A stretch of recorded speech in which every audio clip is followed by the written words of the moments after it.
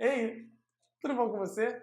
É um prazer te encontrar de novo. Eu sou o Juan e hoje eu estou aqui para te ajudar a responder uma pergunta. E essa pergunta é: a sua comunicação é eficiente? Olha, eu acredito demais que é muito importante a gente conseguir responder essa pergunta, porque se você parar para pensar, se comunicar é uma coisa que você vai ter que fazer o resto da sua vida, o tempo todo, com qualquer um, sejam lá seus amigos, sua família ou na sua vida profissional, independente da área que você atua. E se você trabalha na área da educação, principalmente se você for um professor, o seu trabalho é, basicamente, se comunicar com outras pessoas. Então, acho que ter essa preocupação é saudável, né? Então, vamos lá. A sua comunicação é eficiente? E para começar esse papo, eu gosto de primeiro definir junto com você o que é eficiência. E eu gosto de usar o exemplo de uma máquina, por exemplo. Se eu digo que eu tenho um carro e que o motor desse carro tem eficiência de 30%, o que isso significa? Bom, isso significa que de toda a energia que eu colocar dentro desse motor, pelo combustível, né, eu só vou conseguir aproveitar para o meu objetivo, que é fazer o carro andar, 30%. Então é importante a gente saber qual é o objetivo dessa máquina. De toda a energia que eu coloquei nela, só 30%, que é a eficiência, vai ser aproveitada para o objetivo, que é fazer o carro andar. E todo o resto é jogado fora. Os outros 70% da energia que eu coloquei lá é jogado no lixo. Legal? Será que a gente consegue usar essa analogia, esse raciocínio, para fazer uma analogia com a comunicação? Qual é, no fim das contas, o objetivo da comunicação? Bom, eu aqui falando com você, qual é o meu objetivo? O que eu quero tirar disso? Basicamente, eu tenho uma ideia aqui na minha cabeça e eu quero levar essa ideia para a sua cabeça. Trocando em miúdos, né? Resumindo, é basicamente isso. Eu tenho uma ideia que eu quero passar para você. E como é que eu faria para ter uma comunicação 100% eficiente? Bom, se eu pudesse ter uma comunicação 100% eficiente, eu teria que fazer uma cópia dessa ideia que está na minha cabeça, abrir a sua cabeça e colocá-la lá dentro, né? Só que, infelizmente ou felizmente, a gente não se comunica desse jeito. Então, quais são as etapas de toda a comunicação? Eu agora, por exemplo, falando com você, quais são as etapas dessa comunicação? Eu acredito que toda comunicação tem 3 etapas. Eu vou passar agora por cada uma delas com vocês e a gente vai explorar a eficiência de cada uma delas, tá? Todas elas são importantes para saber, no fim das contas, quanto que se perdeu. Desde aqui, da ideia na minha cabeça, até a ideia que vai aparecer na sua cabeça. Então vamos lá. Primeiro, tem a eficiência do interlocutor, que é quem está falando. Aqui agora sou eu. O que eu tenho que fazer? Essa ideia que está na minha cabeça, eu tenho que traduzir ela para você em palavras que eu falo e gestos corporais e faciais, tá? E é legal a gente perceber que só aí, só nessa etapa, a gente já perdeu muita informação. Por vários motivos.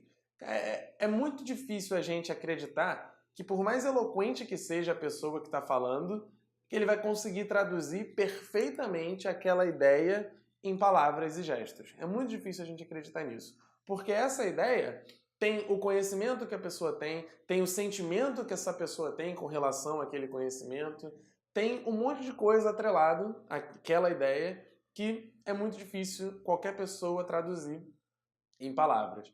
Claro que quanto mais simples for a ideia, mais fácil isso fica. Quanto mais complicado for a ideia, mais difícil isso fica. Quanto mais complexa for a ideia, mais difícil isso fica. Mas, de maneira geral, só nessa etapa a gente já tem perdas de informação. Legal.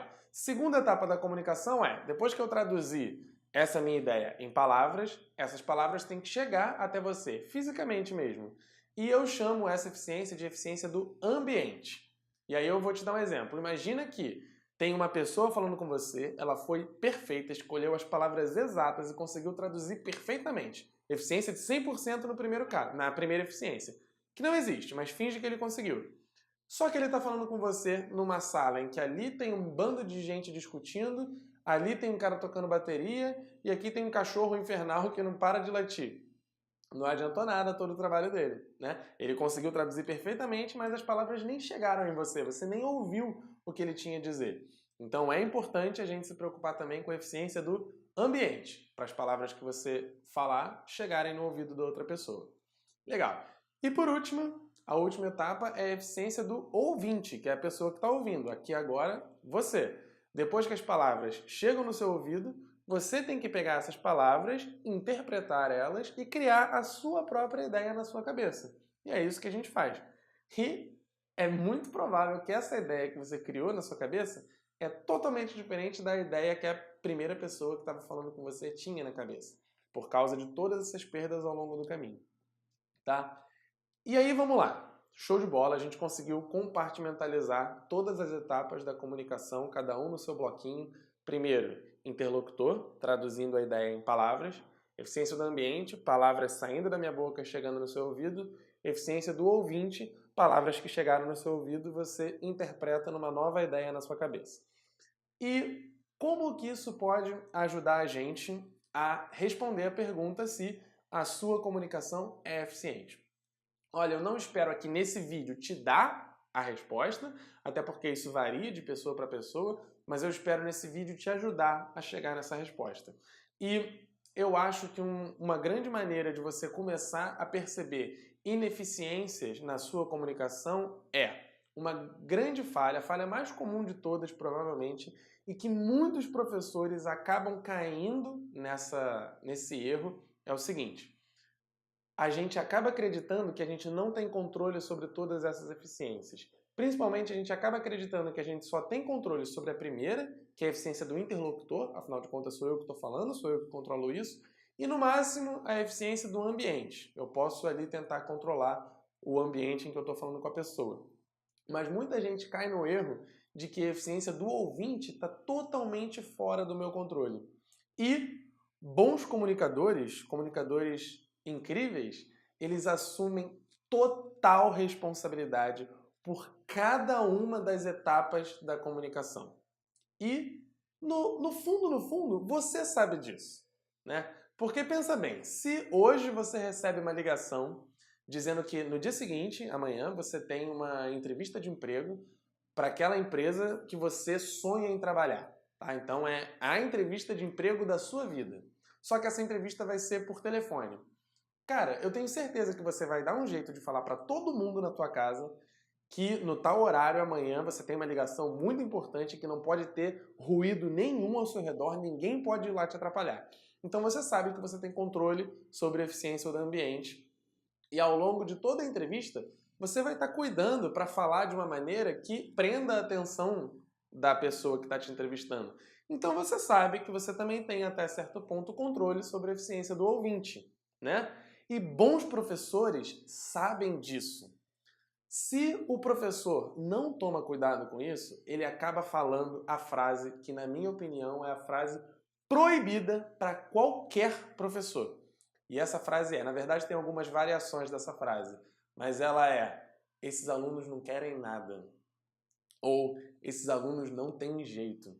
Cara, se você é um professor e já falou isso, tudo bem, se perdoe por ter falado isso. Eu já falei isso quando eu estava começando. E, cara, procure nunca mais falar isso na sua vida. Eu tô planejando em alguns vídeos aqui pra frente tentar explorar um pouquinho mais essa ideia de por que é proibido a gente falar isso. Mas basicamente, quando você fala isso, você está tirando toda a sua responsabilidade de fazer aquele aluno querer prestar atenção na sua aula. Basicamente, o que você está dizendo é: bom, eu estou dando aqui a minha matéria, se aquele aluno não presta atenção no que eu digo, eu não posso fazer nada, eu não tenho controle nenhum sobre a eficiência do ouvinte.